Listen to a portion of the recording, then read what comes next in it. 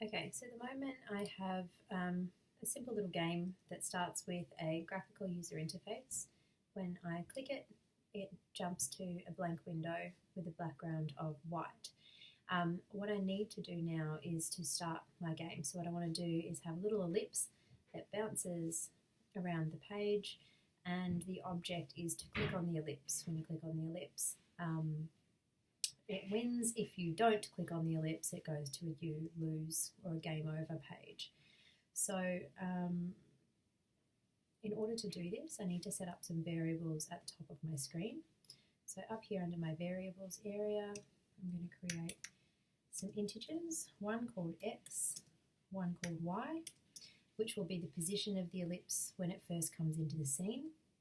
I'm then going to have a vx ellipses variable, which will be the velocity on the x-axis, and a vy variable, which is the velocity on the y-axis.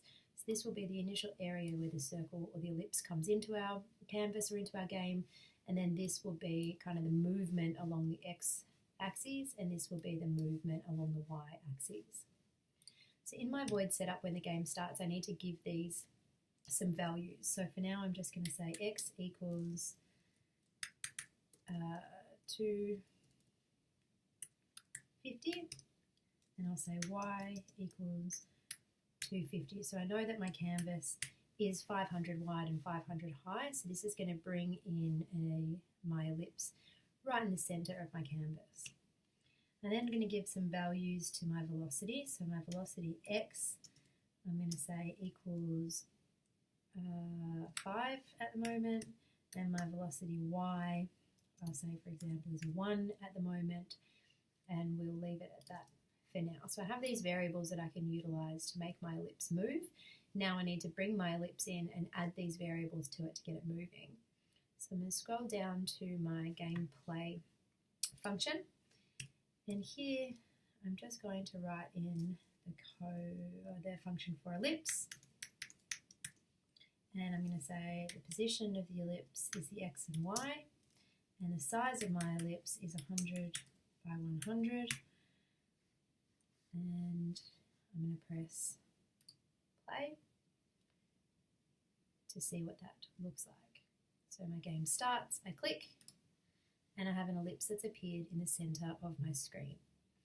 Now if I want to change the color of this ellipse, at the moment it's a default black, I can add a line of code just above my ellipse that says fill, and using my color selector, I'm going to select the color of my ellipse, and using these RGB values, I'm going to say 175, 151, 245.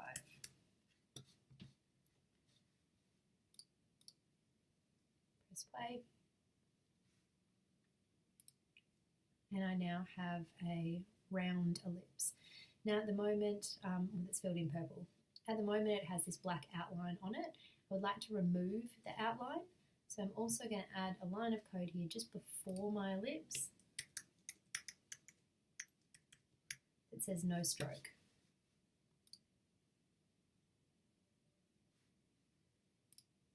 So now I have a purple ellipse that appears in my scene and there is no outline on it. So at the moment this is working well to bring my game object into the game. I now need to add a formula that's going to move the position of this. So if I just say, okay, so my new x value is equal to x plus the velocity of x. When I press play,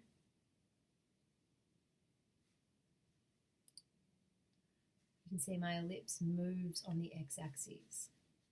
So if I come in here and say y is equal to y plus vy, let's put some spaces in here so it's easy to read. The code doesn't really need the spaces, but it just makes it easier for me to read. I should see now that my ellipse will move on the x and the y axes at the same time. So you can see it's slightly going down. Now if I come up here and adjust the values for this,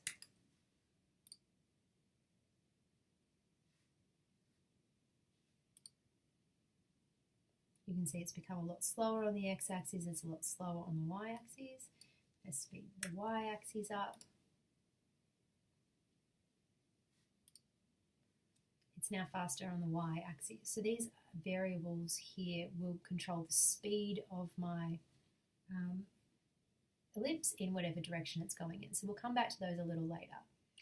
For now, what happens is that my ellipse just moves off the screen and continues to keep going, and I can't see it anymore. What I would like to happen is that when the ellipse gets to the edge, it appears to bounce backwards, and when it hits to the bottom, it appears to bounce back up. And the way that I can do that is by using another if statement here in my gameplay function. So I'm going to say if y is less than or equal to 0, or, and the or symbol is these two strokes, which we can do by pressing shift and backslash. So or y is greater than or equal to 500.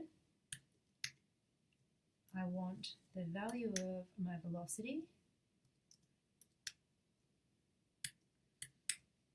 to reverse or to go back in the other direction. So the way that I do that is to say the value of velocity y is equal to whatever velocity y is times minus 1.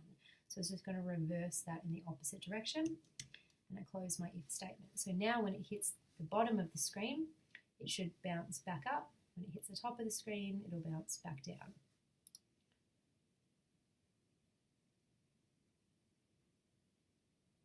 Click to start, my ball goes down, it bounces, and it does hit the top of the screen, but it moves off the side of the x-axis.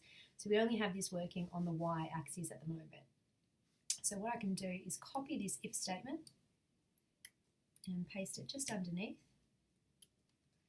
And this time change all of the variables to x. So if the x is less than or equal to 0, or the x is greater than or equal to 500, then I want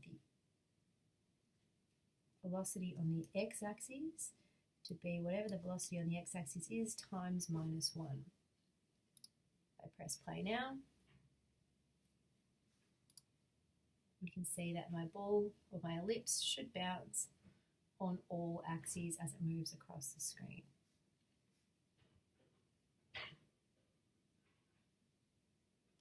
Okay, so what's actually happening at the moment is that you can see that it's judging the ellipse to be the center, or so it's judging that area to be the center of the ellipse.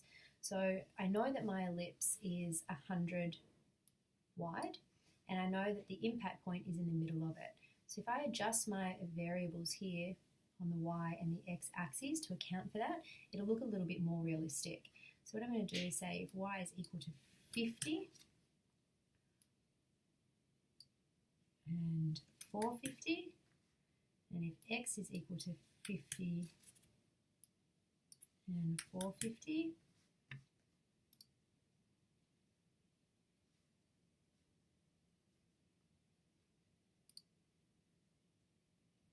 you can see now that it's actually bouncing on the edge of the screen and isn't bouncing off to the sides of my screen. So this is working quite well at the moment for setting my target into my scene. What I would like to do now is to actually make that target interactive.